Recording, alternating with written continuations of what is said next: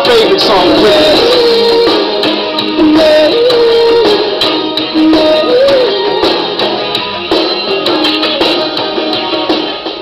Well, people wanted to know what did I think about Whitney's passing, and it took me a few days to gather my thoughts because,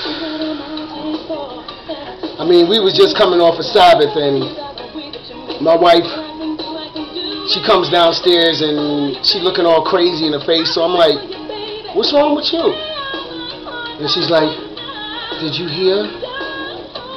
And I said, hear what, baby? What's wrong? I'm thinking our mother died or her mother died or something because she was upstairs on the phone. And she says, Whitney Houston is dead. And I said, what? I said, what do you mean? I said, no. I was watching MMA, so I started switching the channels, and I'm like, Whitney Houston dead at 48. Whitney Houston dead. Whitney. I'm like, what the hell? Are you serious? Man, let me tell you, man. Me and Whitney the same age. You know, I grew up with a crush on this woman. I mean, you know, I got mad when she married old ugly ass Bobby Brown. I'm like, this Gumby head wearing Negro, are you serious, Whitney, man? Right here, what you doing? You know, and just to see her go through all the things that she went through in her life. I mean, you know, like when I first, you know, came in contact with this artist, I mean, I'm like, my God, this woman is fine. You know, I'm like, wow. What a voice on her. She looks so pure and so clean, you know, so wholesome, and you know, you couldn't help but to fall in love with her. You know, she made you very proud. And you know, just the things that she went through in her life, I'm like, oh man, it hurt me so bad. I mean, you know, I'm still got you know, a feeling in my heart that I feel so bad that the devil cheated this woman, you know, out of her last good years of her life, you know, through drug abuse and different things that she went through. You know, while I'm on that, you know, I can't blame Bobby Brown, and people need to stop blaming him. I mean, you know, he offered, and she accepted. I mean, she could have said no, you know, but for whatever reason, she accepted it. And, you know, Hasatan made sure that she got hooked, and along with other problems that she had. And, you know, I don't think that anybody should be hard on Whitney either. I mean, you know, addiction, especially drug addiction, it's a hard thing to overcome. You know, there's a psychological as well as a physical dependence, as well as an emotional dependence on this drug, because it makes you feel a certain way. And, you know, if you have an addictive personality, which was obvious that she had one, especially when you watched her with being Bobby Brown, I was just like, oh my God, are you serious? What are you people doing? You know, you could just tell that she just had something in her that had to latch on to something for whatever reason. And so, you know, people being hard on Whitney, who cares, good for her. You know, it's obvious that you people never had any type of addiction that you can be so callous and so cruel. You know, people mad that they lowered the flag half-staff in New Jersey, saying that she wasn't a war hero. But look at everything that she did, though. You know, look how she sang the national anthem. Look how she went over and performed for the soldiers, you know, that were in war. Look at the things that she did for her community, building schools and building playgrounds and giving to charity, giving of her own free time, helping to build the youth of New Jersey wherever she was at. So come on, man, you know.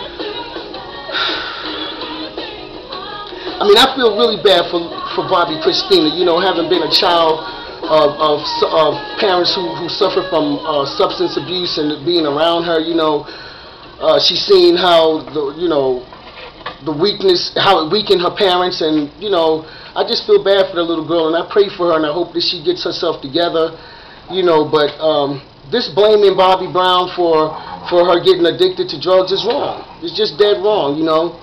I could think of like 14 years ago when all I did was smoke weed, and you know, got in with this girl who did cocaine, and you know, while I was with her, I was doing it, you know, and I'm thankful that I didn't get a hold of that good stuff like she got a hold of it. Who knows, I'd probably still be strung out, you know. Got some of that urban ghetto coke, which is probably more what do you call that, baking powder and no-dos than anything else. Oh man, but you know, I just give all praise and honor to the Most High that I didn't get hooked up in that, but I can understand addiction because of it. You know, I'm grateful. you know. But no, you can't blame Bobby Brown for that, you know.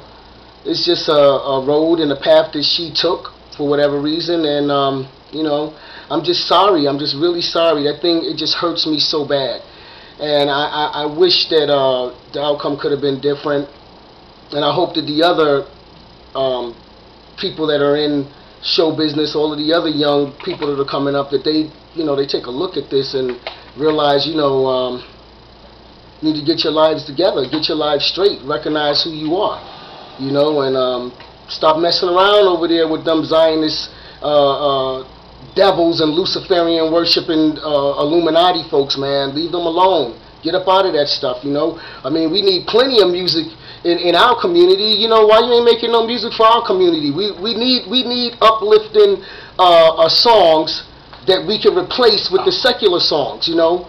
I mean, I love rap. I love hardcore South, dirty South rap, you know.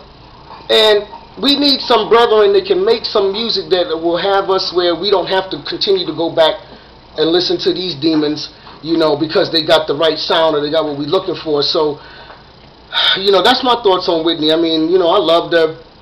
I was a great fan. I was in love with her. She was, you know, I was crushing her, you know, and I was really rooting for her, you know, and I'm not going to dog her out. You know, we all have things that can bring us down, you know, and if we don't watch out, and if we're not prayerful, and if we're not steadfast, you know, any of us can be taken and ensnared by anything. You would think that something like that, I'm sure in Whitney's darkest mind thoughts that she would have never thought that she would have been hooked on any type of drugs, that she would have ever been married to someone like Bobby Brown.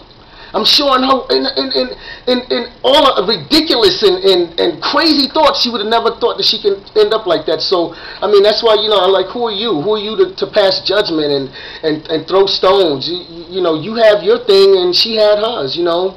One thing we could do is just leave the woman alone now and try to remember the good things that she did, because she did a hell of a lot of good things that we could remember and talk about.